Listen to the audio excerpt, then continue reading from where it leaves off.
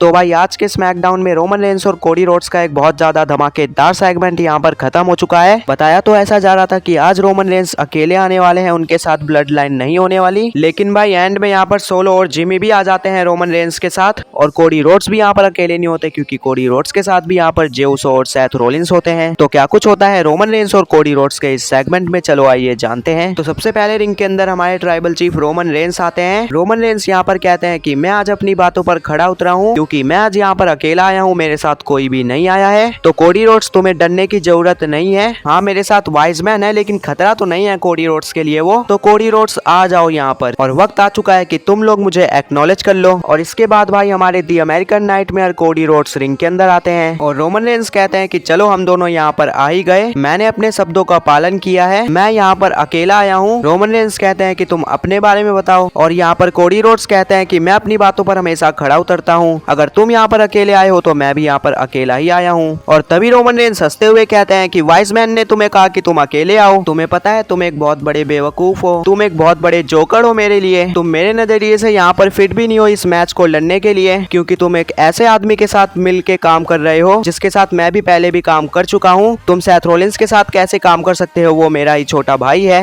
उसके साथ मैंने द शील्ड बनाई लेकिन उसने क्या किया, उसने मुझे धोखा दे दिया। तो तुम क्या समझ रहे हो वो तुम्हें धोखा नहीं दे सकता, इसलिए तुम एक बहुत बड़े बेवकूफ हो। और तभी कोडी रोड्स कहते हैं कि हाँ मुझे पता है तुम लोगों ने द शील्ड बनाई थी, मैं कंपनी से दूर जरूर गया था लेकिन मुझे सब कुछ पता है इस बारे में, तुम लोगों ने द शील्ड बनाई, तुम लोगों ने बहुत बड़ी बड़ी चीजें वहां पर की, लेकिन सेथ रोलिंस ने तुम्हें धोखा दे दिया। लेकिन क्या तुम्हें पता है सेथ रोलिंस का भी बड़ा दुश्मन मैं नहीं तुम हो रोमन रेंस। और तुम ट्रस्ट की बात कर रहे हो, हाँ मुझे ट्रस्ट है सेथ रोलिंस के ऊपर, लेकिन रोमन रेंस क्या तुम्हें द रॉक के ऊपर ट्रस्ट है? क्या तुम रियल ट्राइबल चीफ हो या फिर द फाइनल बॉस यानी द रॉक ट्राइबल चीफ है? और तभी रोमन रेंस कहते हैं कि सोच समझ कर तुम बहुत बड़े बड़े डायलॉग मार रहे हो कोडी रोड्स, तुम बस हर बार बड़ी बड़ी बातें करते हो लेकिन उन बातों पर तुम कभी भी खड़े नहीं उतरते। आज भी तुम बड़ी बड़ी बातें कर रहे हो, तुम्हें पता है तुम बस एक नंबर 2 हो, और तुम्हें पता है नंबर 1 कौन है, वो हूँ मैं हमेशा के लिए एक नंबर 1 ही हूँ। और तभी कोडी रोड्स कहते हैं कि रोमन रेंस तुम शायद वो रेसलर बनना चाहते हो, तुम एक हल्क होगन बनना चाहते हो, तुम एक स्टोन कोल्ड बनना चाहते हो, तुम एक द रॉक बनना चाहते हो, शायद आने वाली जनरेशन तुम्हारी तरह बनना चाहेगी रोमन रेंस, लेकिन तुम मेरे बारे में नहीं जानते, तुम मुझे नंबर 2 कह रहे हो लेकिन तुम्हें पता है कि नंबर 1 कौन है, वो मैं ही हूँ। रोमन रेंस गुड लक तुम्हें रेसलमेनिया 40 के लिए। और कोडी रोड्स यहाँ पर हाथ मिलाने के लिए अपना हाथ आगे करते हैं रोमन रेंस के सामने, लेकिन भाई सबको पता है रोमन रेंस कोडी रोड्स से कभी भी हाथ नहीं मिलाने वाला, और रोमन रेंस यही करते हैं, वो कोडी रोड्स से बिना हाथ मिलाए रिंग के बाहर चले जाते हैं। और भाई तभी रोमन रेंस एक चुटकी बजाते हैं और हमें दिखता है कि क्राउड से यहाँ पर जिमी ऊसो और सोलो सिकोआ आ रहे हैं, और कोडी रोड्स को इन तीनों ने पूरी तरह से घेर लिया था। जिमी ऊसो और सोलो रोमन रेंस के पास आ जाते हैं और कोडी रोड्स रिंग के अंदर अकेले होते हैं। तभी हमें दिखता है कि क्राउड में जे ऊसो और सेथ रोलिंस भी हैं, और फिर जे ऊसो और सेथ रोलिंस भी रिंग के अंदर कोडी रोड्स के साथ होते हैं, और इस तरह से ये तीनों आमने सामने होते हैं एक दूसरे के, और इस तरह से ये स्मैकडाउन का एपिसोड खत्म हो जाता है। तो काफी कमाल का यहाँ पर रोमन रेंस और कोडी रोड्स का सेगमेंट हुआ। बाय द वे यार, अगर आपको ये वीडियो अच्छी लगी हो तो इस वीडियो को लाइक और हमारे चैनल रेसलिंग कम्युनिटी को सब्सक्राइब जरूर से करें। मैं मिलता हूँ आपको नेक्स्ट वीडियो में, तब तक के लिए बाय गाइस।